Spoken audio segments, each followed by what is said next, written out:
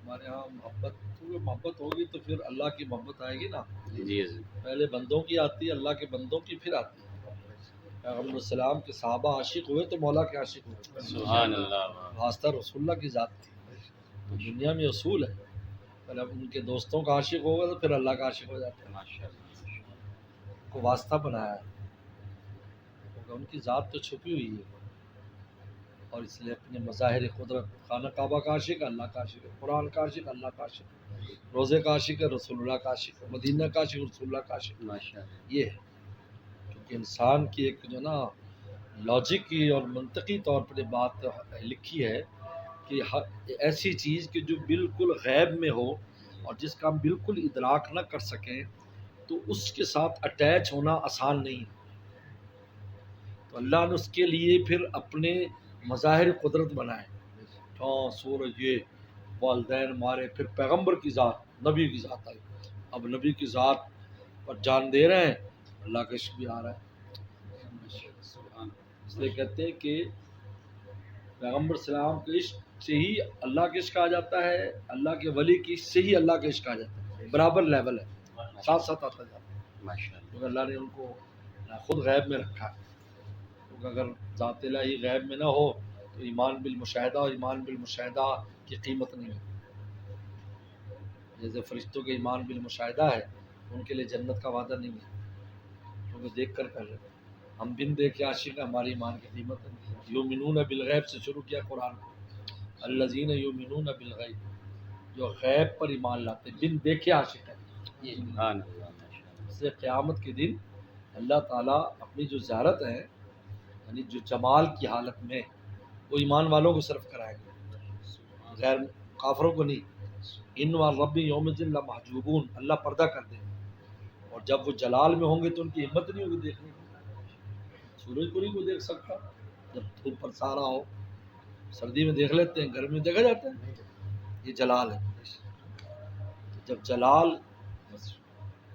جلال اللہ پر ہوگا تو ان کی ہمت ہی نہیں کہ وہ آنکھ اٹھا کے دیکھ سکے، تو نگاہیں جھکی ہوئی ہوں گی ان کی. اور جب جمال ہوگا تو پردہ فرما لیں گے. یہ ان کو دکھائیں گے جو بن دیکھے ہمارے عاشق. ماشاءاللہ. زیارت اس کے لیے. وجوہ یوم الدین ناظرہ الی ربہا ناظرہ، تر و تازہ چہرے اپنے رب کو دیکھتے ہیں. لہٰذا محبت جو ہے یہ بہت ایک اہم، اللہ نے ہمیں ایک نعمت دی ہے جس کو ہم ضائع کر دیتے ہیں نفرتوں میں. محبت کو یعنی یہ سمجھے کہ ٹھنڈا ٹھار شہد کا شربت ہو اور اس میں کور تمہ ڈال دیں ہم، بس ہماری وہ مثال ہے. اللہ نے تو ہمیں محبت کی بنیاد پر پیدا کیا. رب العالمین، میں تمہارا پالنے والا ہوں، میں تم سے پیار کرتا ہوں، میں ودود ہوں. ہم میں مادہ محبت رکھا، ہم نے اس کے اندر ایلوا اور کور تمہ نفرتوں کا ڈال کر اس صلاحیت کا بیڑا غرق کر دیا جس سے نہ اپنے کو فائدہ ہوا نہ دوسری مخلوق کو فائدہ ہوا. محبت نام کی کوئی چیز نہیں ہمارے پاس. دیکھو نفرت نفرت نفرت، ہماری محبتوں کو نفرتوں میں یعنی صلاحیت ضائع کر دی ہماری. ایک انسان میں ایسی وہ محبت ہوتی ہے کہ وہ پورے عالم کو کھینچ سکتا ہے، پورے عالم کو اپنی شیرینی میں ڈبو سکتا ہے. دیکھتے نہیں بڑے بڑے بزرگان دین، پورے عالم پر ان کا نام ہے، اور آج بھی ان کا نام لے کر لوگ جیتے ہیں. صحابہ کرام ان کا نام لے کر ہم جیتے ہیں. کیا تھا؟ محبت ہی تو تھی. محبت کی بنیاد پر ایسی محبت دکھائی. خود اللہ تعالیٰ اپنے بارے فرماتے ہیں بالمؤمنین رحیما، میں رحیم ہوں، اور ان کو رحمت العالمین فرمایا. اور وہ کل ارحم امتی بھی امتی یہ فرمایا. یہ محبت ہی تو تھی جس کی وجہ سے پورا عالم ان کا عاشق ہے. اس لیے قرآن مجید نے صحابہ کو جب وصف بیان کیا وہ یہی بیان کیا ہے، ایمان والوں کے ساتھ وہ حلقہ یارہ تو بریشم کی طرح نہ، جس میں حق و باطل ہو تو فولاد ہے.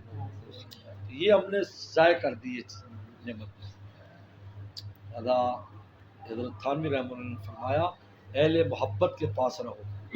ماشاءاللہ ماشاءاللہ. لینا چاہتے ہو ان بزرگوں کے پاس جن پر محبت کا غلبہ ہے. بعض بزرگوں پر جلال کا غلبہ ہوتا ہے آ جاؤ بھائی، وہ تیرے انتظار کر رہے ہیں لاڑے دا، آؤ بیٹا ملاقات کرو۔ ماشاء اللہ حافظ قاری یاسین صاحب ہمارے خاص اور شاک دوستوں میں سے یہ ہے جی، محمد طلحہ صاحب ماشاء اللہ جو میں لاڑے والی پائی بات کٹھی ماشاء اللہ ماشاء اللہ، سب کو ماشاء اللہ ماشاء اللہ لا قوت الا باللہ پیچھے مل لو ادھر۔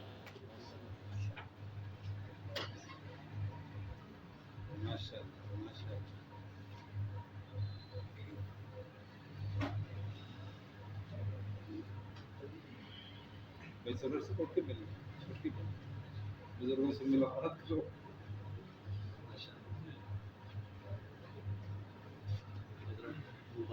خیر مبارک ہے۔ آپ کا نام بھول گیا میں، وہ ورنہ آپ کا وہ شیخ سے